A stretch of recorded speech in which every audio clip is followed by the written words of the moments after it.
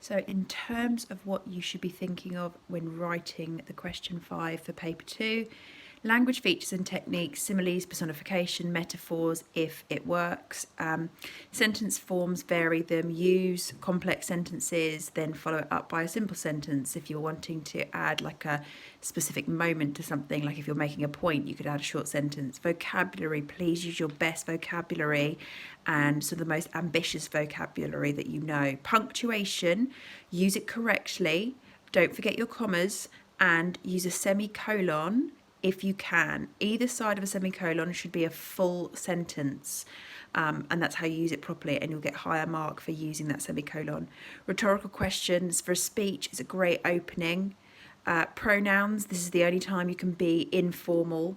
This particular question 5 and the other paper's question 5, you can use pronouns throughout: I, you, us, we. Facts and statistics, if you don't know any, you could always look at the sources and see if you can use anything from there, or you could make it up. Emotive language, hyperbole, which you know is exaggeration if you're making a point. That could also be for humour. Repetition, again, to make a point. You can use some description if you need to, and then the tone, it might be serious, it might be sarcastic, humour. You want something to show a bit of your personality, a bit of oomph about it. So if you're doing a letter, at the end, and if you know the name of the person, so say it was Dear Miss Hardy, and you know the name, you'd sign it off yours sincerely.